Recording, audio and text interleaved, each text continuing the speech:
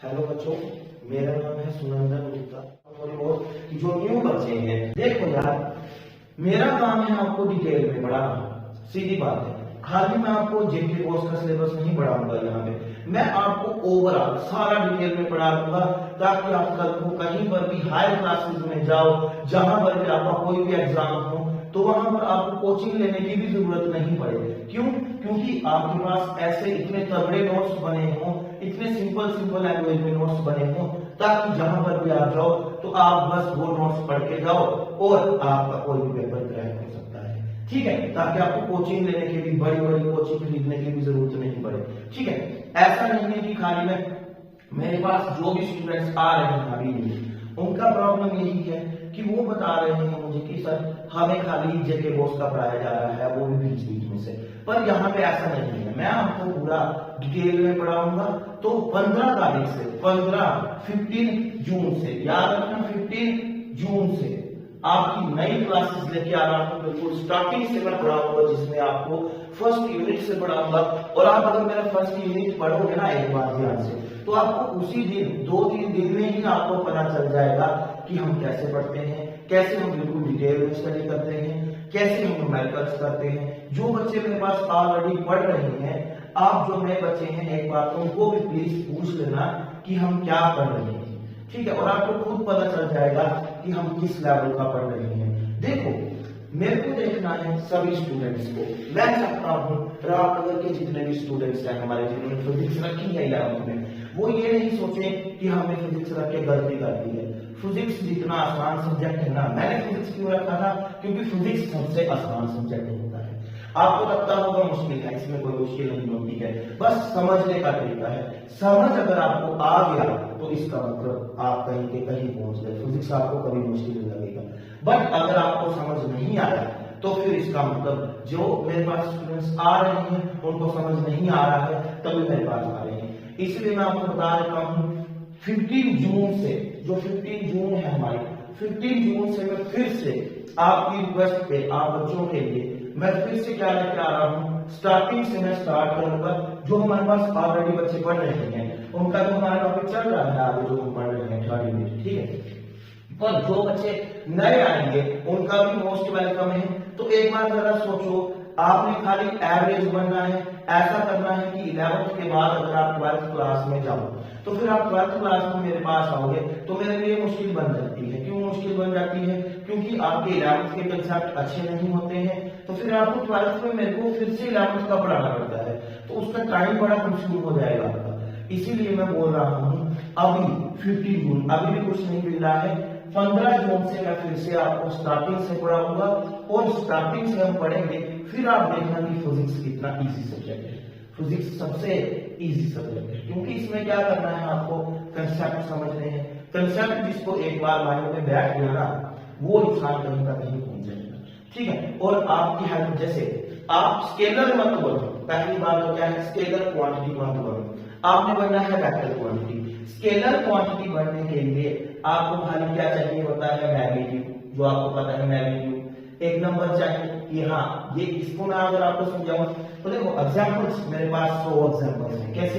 Scalar मान लो आप देखी हो कि हमने खाली 11th 12th में पास करना है पेपर। ठीक है, खाली क्या करना है, पेपर को पास करना है, कि हम पेपर को पास करेंगे, 70 में से 20-30 नंबर ले लेंगे, 40 नंबर ले आए और हो गया पास। ऐसे फॉर्मेलिटी नहीं करनी है, फॉर्मेलिटी नहीं करनी है। आपको करना है क्या, वेक्टर क्वांटिटी बनना है। क्या बनना है, वेक्टर क्वांटिटी, जिसमें मैग्नीट्यूड तो है, होता ही होता है, जिसमें आपके नंबर तो आएंगे ही आएंगे। देखो मैग्नीट्यूड मतलब नंबर तो आएंगे ही आएंगे, एंड साथ में वेक्टर में क्या होता है, डायरेक्शन भी होती है। तो आपको डायरेक्शन भी मिलेगी कि पढ़ना क्यों पढ़ रहे हैं। खाली आपकी लाइफ का गोल एक नहीं है कि खाली 11th के पेपर पास करने हैं, नहीं। आपके लाइफ का गोल क्या है कि 11th में ही, देखो बेसिक छुपा है सारा का सारा 11th क्लास में। बीएससी तक मैं पढ़ाता हूँ ना बच्चों को, तो बीएससी तक मैं बता देता हूँ कि मेन सारे कंसेप्ट कहाँ से आते हैं, 11th क्लास से। जैसे बीएससी में भी आप देखोगे वहां पे भी पोजीशन वेक्टर होंगे, पर उस टाइम पे अगर आपने नहीं पढ़ा होगा ना, तो आपको पता नहीं चलेगा कि पोजीशन वेक्टर कौन सा है। अभी मैं आपको पूछूं पोजीशन वेक्टर कहां से स्टार्ट होता है, तो आप मुझे एक मिनट में बता दोगे कि सर पोजीशन से स्टार्ट होता है पोजीशन वेक्टर, और जहां पे वो ऑब्जेक्ट हो वहां अलग रही। आपको अपनी लाइफ में देखना है करना क्या है, वेक्टर बनना है। कुछ वेक्टर बन के ही आप, कुछ बच्चों का सपना होगा कि भाई मुझे डॉक्टर बनना है, कुछ बच्चों का सपना होगा मुझे इंजीनियर बनना है। तो इंजीनियर तभी बन सकते हो, पहले आपको वेक्टर क्वांटिटी बनना पड़ेगा। खाली नंबर ही नहीं लेने हैं, आपको एक डायरेक्शन भी चाहिए। नंबर पास आपका काम सिर्फ ये नहीं है कि 11th क्लास को हमने पास करना है, नहीं, आपका काम ये है 11th क्लास में हमने पास क्या, आपने टॉप करना है। टॉप करने के साथ साथ आपका एक और मोटिव होना चाहिए लाइफ में, स्ट्रॉन्ग डिटर्मिनेशन। करना क्या है लाइफ में, आगे डॉक्टर बनना है, इंजीनियर बनना है। फिजिक्स नहीं आएगी ना तो आप कुछ नहीं बन पाओगे। मैं आज आपको बता देता हूँ, डॉक्टर इंजीनियर बनना हो, चाहे आगे कोई भी पेपर देख लो, फिजिक्स हमेशा उसमें आती है। चाहे आपने मेडिकल रखा हो, चाहे नॉन मेडिकल रखा हो। और आपके लिए मैं क्या करता हूँ, जो मेडिकल के स्टूडेंट्स हैं मोस्टली उनके लिए मैं क्या करता हूँ, सबसे अच्छा मैं काम करता हूँ वो बिल्कुल बेसिक पकड़ के चलता हूँ। ठीक है, तो बिल्कुल बेसिक से इतना आसान कर देता हूँ ना, आप भी सोचते हैं यार कितना आसान सब्जेक्ट है। ठीक है, वो आपको मैं सिर्फ बातें नहीं कर रहा हूँ, जो मेरे पास पढ़ते हैं आप उनको पूछ लेना, जो पढ़ के गए हैं, जो टॉप करके गए हैं, यहाँ से 100 में से 100 नंबर लेके गए हैं, तो यहाँ से उनको एक बार पूछ लेना कि कैसा हम पढ़ते हैं और क्या समझ आती है क्या नहीं। एक एक जो वर्ड भी लिखते हैं ना हम कापी पे, वो फॉर्मेलिटी नहीं होती है। एक एक वर्ड मैं आपको अपनी लैंग्वेज में लिखाता हूँ और एक एक वर्ड वही लिखते हैं हम जो आपको समझ आती है। ठीक है, और कहीं मैं खाली ये नहीं कि कोई एक नोट्स लेके आ गया से उसमें से आपको पढ़ा दिया, नहीं। 5-6 रिफ्रेशर मेरे पास हैं। एनसीईआरटी जो आपकी सबसे मेन बुक है, एनसीईआरटी को कंसीडर करके मैं ये आपके लिए टॉपिक करता हूँ। और जो मैंने आपको बताया ना कि डिस्प्लेसमेंट वेक्टर को सुपरपोजिशन वेक्टर कैसे निकालते हैं, एनसीईआरटी से तो यही सारा।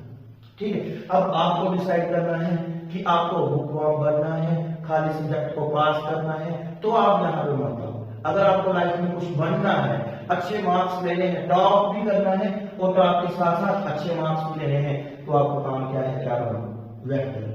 ठीक है, तो वेक्टर बनोगे जिस दिन, इसका मतलब आप लाइफ में सक्सेसफुल हो जाओगे। फिजिक्स आपके लिए बहुत ही इजी लगेगी आपको।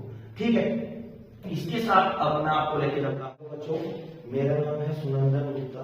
जैसा कि आपको पता है कि हमारा क्लास 11th का फिजिक्स का कोर्स शुरू हो गया है।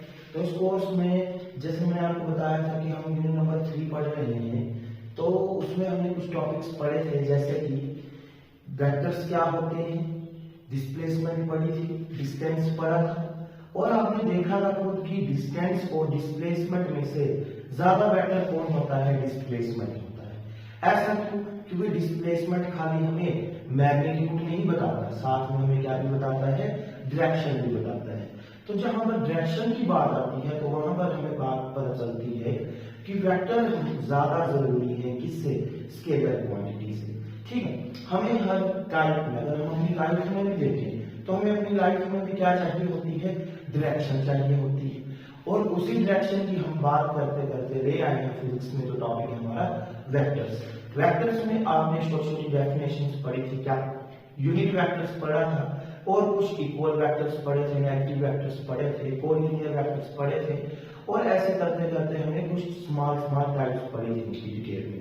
सारी टाइप्स हमने कर ली थी, और हमने ये भी देखा था कि एक वेक्टर को, जैसे एक प्लेन है, तो एक वेक्टर को हम क्या कर सकते हैं, एक प्लेन पे कहीं पर हो वो उसको उठा के कहीं दूसरी जगह पर लेके जा सकते हैं वेक्टर को, और इसको बोलते थे शिफ्टिंग ऑफ वेक्टर्स। ठीक है, तो ज्यादा टाइम वेस्ट ना करते हुए आज हम अपने अगले टॉपिक पे चलते हैं, जो कि मैं आपको बता रहा हूँ कि आज आपकी क्लास ऑनलाइन चल रही है, ताकि आपको पता चले कि हम ऑनलाइन भी कैसे पढ़ सकते हैं। नहीं है कि आपको बाहर जाना पड़े पढ़ने के लिए, तो ऑनलाइन भी आपको पढ़ना आना चाहिए कि आप एक जगह पे बैठ कितनी देर तक आप बैठ पाते हो। ठीक है, जो मैं टॉपिक आपको पहले समझाऊंगा, मेरा काम क्या है, पहले मैं आपको अच्छे से समझाऊंगा पूरा डिटेल में, 4-5 रिफ्रेशर, ये जो लेक्चर है ना 4-5 रिफ्रेशर पढ़ के आया हूँ यहाँ पे मैं, और जो मैंने खुद आकाश इंस्टीट्यूट से मैंने खुद कोचिंग ली हुई है, तो मैं आपको बता दूं 4-5 लेक्चर, ये 4-5 रिफ्रेशर पहले मैंने खुद पढ़े हैं,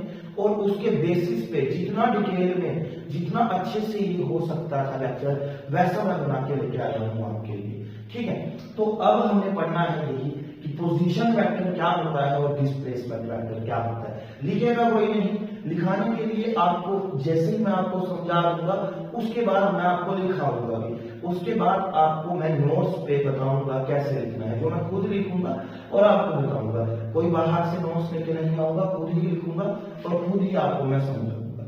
ठीक है, तो अब हम बात करते हैं कि इसकी पोजीशन वेक्टर क्या होता है। पहले धीरे धीरे पढ़ेंगे कि पोजीशन वेक्टर क्या होता है, ठीक है, फिर उसके बाद आएंगे कहां पे, डिस्प्लेसमेंट वेक्टर पे। जैसे कि आपको पता है ये क्या चीज है, ये एक प्लेन है, जैसे व्हाइट बोर्ड है, ये क्या है, प्लेन है। प्लेन मतलब इसके ऊपर कितनी एक्सिस हैं, 2 एक्सिस है। आप देख सकते हैं अगर इसको हम ओरिजिन मान लें तो ओरिजिन से लेके ये कौन सी एक्सिस जा रही है, वाई एक्सिस, और ये कौन सी एक्सिस जा रही है, आपकी एक्स एक्सिस। अब ऐसे ही मैं क्या करता हूं, यहां पर एक प्लेन ड्रा कर देता हूं, ठीक है। तो ध्यान से देखना है आपने, ये आपका आ गया ओरिजिन। ओरिजिन मतलब यहां से क्या हो रही है, 2 एक्सिस निकल रही है। जैसे इस बोर्ड में देखिए तो कितने ओरिजिन है, एक ही ओरिजिन, एक ये भी ओरिजिन है, यहाँ से 2 एक्सिस जा रही है, 2 लाइन्स जा रही है, ये भी ओरिजिन है और एक ये भी ओरिजिन है। तो इसका मतलब हमने क्या कर दिया, ओरिजिन फिक्स कर दिया। हम बोर्ड में डायग्राम बना रहे हैं तो हमने एक ओरिजिन फिक्स कर दिया है। इस ओरिजिन से आप देख सकते हैं 2 एक्सिस जा रही है। इस एक्सिस को हम मान लेते हैं कौन सी वाली एक्सिस, एक्स एक्सिस जो हॉरिजॉन्टली हमने ली है, और ये कौन सी एक्सिस है, वाई एक्सिस। ठीक है, क्या ये बात समझ आई आपको कि हमने एक प्लेन ले लिया, यहाँ पे प्लेन पे 2 एक्सिस ड्रा कर दी हमने, जो कहां से स्टार्ट हो रही है, दोनों एक्सिस ओरिजिन से। ठीक है, अब जरा ध्यान से हम क्या करते हैं, पहली बात है पोजीशन वेक्टर की। तो मान लेते हैं मेरे पास कोई ऑब्जेक्ट है, कोई चीज है, कोई ऑब्जेक्ट है। फॉर एग्जाम्पल जैसे मान लेते हैं मेरे पास फॉर एग्जाम्पल देखो सर, फॉर एग्जाम्पल मेरे पास ये कैप है, तो मैं मानता हूं ये कैप यहाँ पे है, ठीक है, इस जगह पे है। तो मैं मान लेता हूं कि ये कोई ऑब्जेक्ट है जो अभी कहां पे है, इस जगह पे है। तो मुझे क्या बतानी है, इसकी पोजीशन बतानी है कि ये कहां पे है। तो वेक्टर की हेल्प से हम कैसे बता सकते हैं ये कैप यहाँ पे है इस प्लेन में। तो हम क्या करते हैं, यहाँ पे अगर ये कैप है तो मैं मान लेता हूँ कैप, सपोज दैट हमारा एक ऑब्जेक्ट है जो कहां पे है, ए पॉइंट पे हमारे पास एक ऑब्जेक्ट है। तो ठीक है, अब इसके लिए हमें क्या करना है, इस ऑब्जेक्ट की जो ए पे थी, जो ये मेरे पास कैप थी जो ए पे थी, मुझे इसकी पोजीशन बताने के लिए क्या करना पड़ेगा, मुझे एक वेक्टर चाहिए जो मुझे इस ऑब्जेक्ट की पोजीशन बता रहा है, जो कहां पे है, ए पे है। तो पोजीशन बताने के लिए जो वेक्टर ड्रा किया जाता है उसको कौन सा वेक्टर बोलते हैं, पोजीशन वेक्टर। तो पोजीशन वेक्टर से आपको सिंपली क्या समझ आ रहा है, देखो बिल्कुल आसान कर देता हूं, आपको क्या समझ आ रहा है, किसी भी ऑब्जेक्ट की अगर आपको पोजीशन बतानी हो तो उसके लिए जो वेक्टर चाहिए होता है उसको कौन सा वेक्टर बोलते हैं, पोजीशन वेक्टर बोलते हैं। तो देखो जरा, अब पोजीशन वेक्टर ड्रा कैसे करते हैं, तो ओरिजिन से क्या करना होता है, पोजीशन वेक्टर हमेशा कहां से स्टार्ट होता है, ओरिजिन से। देखो बिल्कुल डिटेल में जाना है, पोजीशन वेक्टर हमेशा कहां से स्टार्ट करना है, ओरिजिन से। अब देखना, ओरिजिन से मैं पोजीशन वेक्टर ड्रा करूंगा और जरा देखो, और ये आ गया इसका हेडर, और जो ये वेक्टर मैंने ड्रा किया ये ओरिजिन से शुरू हो रहा है और खत्म कहां पे हो रहा है, उस ऑब्जेक्ट पे। तो इस वेक्टर को, जो ये मैंने वेक्टर ड्रा किया है ओ से ए तक जो वेक्टर ड्रा किया है, इस वेक्टर को क्या बोलते हैं, हम पोजीशन वेक्टर बोलते हैं। आई होप इतनी सी बात आपको समझ आई होगी कि पोजीशन वेक्टर क्या होता है। पोजीशन वेक्टर क्या करता है, किसी भी ऑब्जेक्ट की पोजीशन बता देता है। तो वो ड्रा कैसे करते हैं, हमेशा ओरिजिन से ड्रा किया जाता है पोजीशन वेक्टर, और जहां पर वो ऑब्जेक्ट हो।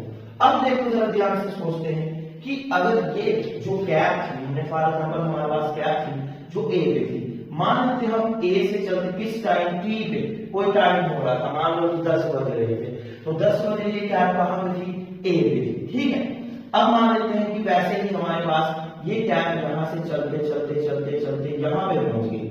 ठीक है, अब यहां पर ये कैप पहुंच गई तो उस पॉइंट को नाम दे देते हैं। पहले सुनो जरा ध्यान से, ए पे ये कैप थी, अब ए से चलते चलते कहां पहुंच गई है, बी पे। यहां मान लेते हैं कोई पॉइंट है, उसका नाम दे देता हूं बी। आपकी मर्जी है, आप सी दो, डी दो, तो आपका मन है डी दो, क्यू दो। मान लेते हैं कि ए से ये क्या आई, ऑब्जेक्ट है कोई, ए से चल के कहां पहुंच गया, बी पे पहुंच गया। तो अब मेरे को बताओ पोजीशन वेक्टर कैसे ड्रा किया जाएगा, बताओ शाबाश। क्या करेंगे, आपको पता था जब ओ पे था तो उसके लिए पोजीशन वेक्टर कहां से ड्रा किया है, ओरिजिन से आपने एक लाइन ड्रा कर दी है। ठीक है, एक एरो लाइन जिसको वेक्टर बोला जाता है वो आपने ड्रा कर दी है ओरिजिन से। अब ऑब्जेक्ट जब आपका बी पे पहुंच गया है तब क्या करें, सोचो जरा, तब भी आपको क्या करनी है, बिल्कुल एक स्ट्रेट लाइन कहां से ड्रा करनी है, ओरिजिन से, और वो कहां पे जाएगी आपकी बी पॉइंट तक। और इस वेक्टर को हम क्या बोलेंगे, ये कौन सा वेक्टर है, पोजीशन वेक्टर है, किसका, उसी ऑब्जेक्ट का जब ऑब्जेक्ट था वहां पे बी पॉइंट पे। ये जो पोजीशन वेक्टर आपने याद किया है ओ ए वेक्टर, अब मैं नाम लिख देता हूं ओ ए वेक्टर।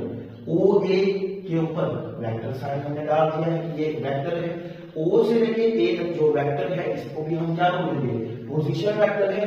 ये हमें किसकी पोजीशन बता रहा है, ऑब्जेक्ट की पोजीशन बता रहा है जब ऑब्जेक्ट कहां पे था, ओ पे था।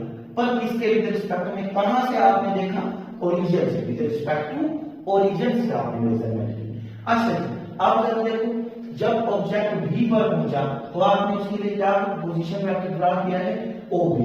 तो इसका मतलब जो ओबी पोजीशन वेक्टर है वो आपको क्या बता रहा है, बताओ शाबाश, ओबी आपको ये बता रहा है कि अब ऑब्जेक्ट कहां पहुंच गया है, आपका बी पॉइंट पे पहुंच गया है। विद रिस्पेक्ट टू कहां से मेजर कर रहे हो आप उसको, ओरिजिन से मेजर किया जा रहा है, तो ऑब्जेक्ट कहां पे है, बी।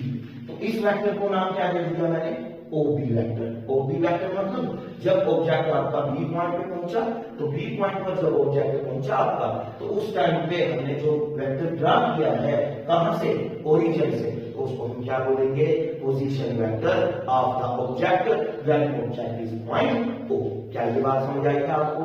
अच्छा, अगर ये बात समझ आ गई है, पोजीशन वेक्टर आपका मैंने आप यहां पर एक और पॉइंट ले लो यहां पे सी, तो उसके लिए पोजीशन वेक्टर कहां से ड्रा किया जाएगा, ओरिजिन से ड्रा किया जाएगा। तो पोजीशन वेक्टर है ना आसान, कितना आसान है, मैंने आपको कितना आसान मैंने इसको कर दिया है। तो क्या ये बात आपको समझ आ रही है, पोजीशन वेक्टर हमेशा कैसे ड्रा करते हैं, ओरिजिन से, किसी रेफरेंस पॉइंट से। ठीक है, अब आपने एक चीज देखी होगी, नोट की होगी, जब मैं ये कर रहा था पोजीशन वेक्टर ड्रा कर रहा था तो मैंने बोला ए से ऑब्जेक्ट कहां आ रहा है, बी पे। तो इसका मतलब जो ऑब्जेक्ट ए से कहां चला, वो ए से कहां आ गया है, बी तक ऑब्जेक्ट चल के आया। तो ए से लेकर बी तक ऑब्जेक्ट की क्या हुई होगी, डिस्प्लेसमेंट हुई होगी। इसकी यहां से लेकर इसने डिस्टेंस कुछ ट्रेवल किया होगा, तो हम इसको क्या बोलेंगे कि ए से लेकर बी तक जो अब मैं वेक्टर बनाऊंगा यहाँ पे उसको बोलेंगे हम कौन सा वाला वेक्टर, डिस्प्लेसमेंट वेक्टर। देखो ए पे पहले कैप थी, किसी टाइम पर ए पे कैप थी, वो चलते चलते कहां पे आ गई है, बी पे आ गई है। तो जब बी पे आ गई है वो कैप, तो अब हम क्या करेंगे, जो हमारा ऑब्जेक्ट है तो हमने वेक्टर कहां से ड्रा करना है, ध्यान से सुनना।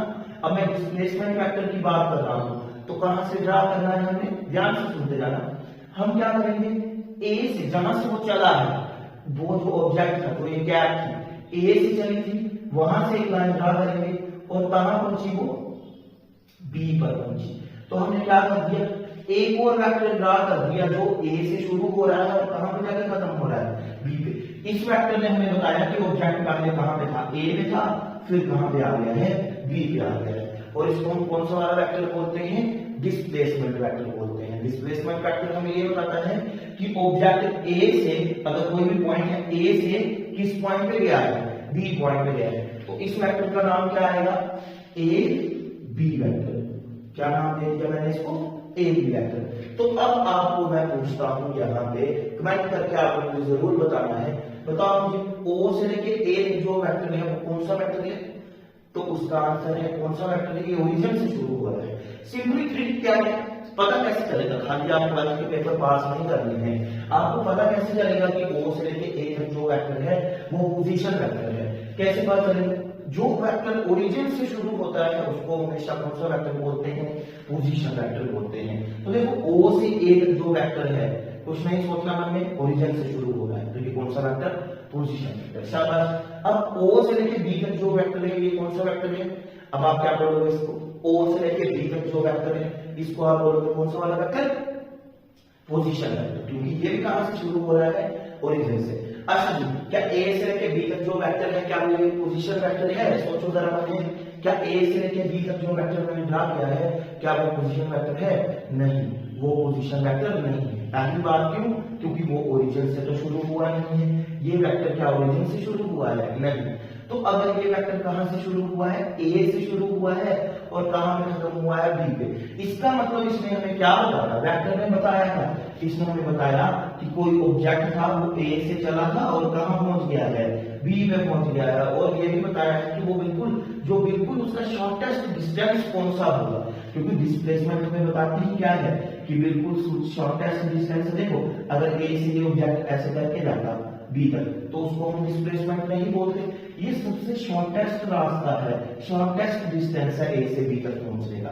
तो शॉर्टेस्ट डिस्टेंस को हम क्या बोलते हैं, डिस्प्लेसमेंट बोलते हैं। और डिस्प्लेसमेंट को हमने किससे ड्रा किया है, एक वेक्टर से। तो इसका मतलब क्या है कि ये वेक्टर है जो ए बी वेक्टर है, ये ए से शुरू हुआ है और कहां जाके खत्म हुआ है, बी पे खत्म हुआ है। तो इस वाले वेक्टर को हम कौन सा वेक्टर बोलेंगे, डिस्प्लेसमेंट वेक्टर। डिस्प्लेसमेंट वेक्टर अब निकालेंगे कैसे, मेन हमारा जो पेपर में क्वेश्चन आते हैं, आपको जीके बोर्ड में तो नहीं आएंगे पर हायर क्लासेस में आपको जो क्वेश्चन आते हैं, जो आपका नीट का पेपर है, एमबीए का पेपर है, उसमें क्या करता है ना, वो आपको पोजीशन वेक्टर्स दे देगा।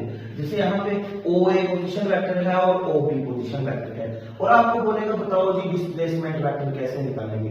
तो इसको समझना है आप ध्यान से। देखो जब भी आपका ऑब्जेक्ट पहले कहां था, यहां पे था आपका ऑब्जेक्ट, कहां पे है, ए पे ऑब्जेक्ट है सबसे पहले, ये बात याद रखिए, पहले कहां था, तो ए पे ऑब्जेक्ट था, मतलब इनिशियली कहां पे था, ए पे था, तो फिर कहां पहुंच गया वो, बी पे, मतलब फाइनल पोजीशन क्या आ गई उसकी, बी। तो अब ये क्वेश्चन करते कैसे हैं, तो ए बी जो आपका डिस्प्लेसमेंट वेक्टर है उसको हम कैसे निकालेंगे, फाइनली वाला जो पोजीशन वेक्टर है उसमें से कौन से वाले वेक्टर को माइनस कर देंगे हम, इनिशियल वाले वेक्टर को। तो फाइनल पोजीशन में जब बी पे वो ऑब्जेक्ट पहुंचा, ए से बी जा रहा था तो बी पे फाइनली पहुंचा, तो बी पर जो ऑब्जेक्ट था उसके लिए पोजीशन वेक्टर क्या था, ओ बी वेक्टर। और इसमें से किसको माइनस कर देंगे हम, पहले वो कहां था, ए पे ऑब्जेक्ट था, तो ए पे ऑब्जेक्ट था तो उसके लिए पोजीशन वेक्टर क्या था, ओ ए। तो ओ बी वेक्टर में से ओ ए को माइनस कर देंगे। अभी तो खाली आपको ये बताया गया है कि कैसे हम माइनस करेंगे, पर माइनस हमें कैसे पता चलेगा कि माइनस क्यों करेंगे, इसमें से ही इसको क्यों माइनस करेंगे। इसके लिए आपके लिए मैंने क्या होगा, ट्रायंगल ऑफ वेक्टर एडिशन, जो सबसे इंपॉर्टेंट क्वेश्चन है, हर एक एग्जाम में आपको देखने को मिलता है ट्रायंगल ऑफ वेक्टर एडिशन। पहले आपको मेरे को ये बात बताओ, आपको समझ आएगी कि कैसे, कौन सा आपके पास पोजीशन वेक्टर है, कौन सा आपके पास डिस्प्लेसमेंट वेक्टर है, और डिस्प्लेसमेंट वेक्टर को निकाला कैसे जाता है। डिस्प्लेसमेंट वेक्टर को हमेशा in terms of position vector से निकाल सकते हो, जैसे ओ बी एक पोजीशन वेक्टर है, ओ ए पोजीशन वेक्टर है। जब वो बी पर पहुंचा तो बी उसकी फाइनल पोजीशन ही, ए उसकी क्या थी, इनिशियल पोजीशन। ए से वो शुरू हुआ था और कहां पे आया वो, बी पे आया। तो ए से शुरू होकर बी पर पहुंच रहा है, तो जब बी पर वो पहुंच गया तो उसके लिए वेक्टर कौन सा है, पोजीशन वेक्टर ओ बी। तो ओ बी में से किसको माइनस करना है, जो उसकी इनिशियल वेक्टर था पोजीशन वाला, तो वो कौन सा था, ओ से लेके ए तक। तो ओ बी में से आपने किसको माइनस कर दिया, ओ ए वेक्टर को माइनस कर दिया। तो डिस्प्लेसमेंट वेक्टर को आप in terms of position vector में निकाल सकते हो। अगर आपको दो पोजीशन वेक्टर, अच्छा सपोज अगर आपको मैं पूछता कि अगर ऑब्जेक्ट बी से ए की तरफ जाता तो हम किस में से किसको माइनस करते, तो आपका डिस्प्लेसमेंट वेक्टर क्या था, अगर हम पहले ऑब्जेक्ट बी पे था, बी से कहां गया, ए पे गया, तो इस वेक्टर का नाम कैसे लिखेंगे, बी ए वेक्टर। तो डिस्प्लेसमेंट वेक्टर इस टाइम पे क्या हो जाएगा, बी ए वेक्टर। तो बी ए वेक्टर कैसे निकालेंगे, in terms of position vector आपको उसको निकालना है। तो आप क्या करेंगे, अब बी पे कहां जा रहा है, बी से ए पे जा रहा है, तो ए उसकी फाइनल पोजीशन है, तो ए के लिए आपके पास कौन सा पोजीशन वेक्टर है, ओ ए। तो आप उस टाइम में क्या करोगे, ओ ए में से किसको माइनस कर दोगे, जो आपका इनिशियल पॉइंट था उसका बी, उसके लिए जो आपके पास पोजीशन वेक्टर था जिसका नाम क्या है, ओ बी। तो क्या ये बात समझ आ रही है, फाइनल पोजीशन वाले वेक्टर में से इनिशियल पोजीशन वेक्टर को माइनस कर दो तो आपके पास क्या आपके निकल जाती है, डिस्प्लेसमेंट वेक्टर आपके पास निकल के आ जाता है। क्या ये बात आपको समझ आ रही है। अच्छा जी, पोजीशन वेक्टर आपने सीखा कि पोजीशन वेक्टर में कोई भी ऑब्जेक्ट है जो किसी भी पॉइंट पे हो तो उसके लिए कैसे ड्रा किया जाता है, हमेशा ओरिजिन से ड्रा किया जाता है। और डिस्प्लेसमेंट वेक्टर हमेशा कहां से ड्रा करता है, जब ये ऑब्जेक्ट ए से कहां गया था, बी पे गया था, तो आपने इसको कहां से ड्रा किया, ए से बी की तरफ आपने क्या ड्रा कर दी है, एक लाइन ड्रा कर दी है, एरो लाइन आपने ड्रा कर दी है। आई होप ये बात आपको समझ आई होगी।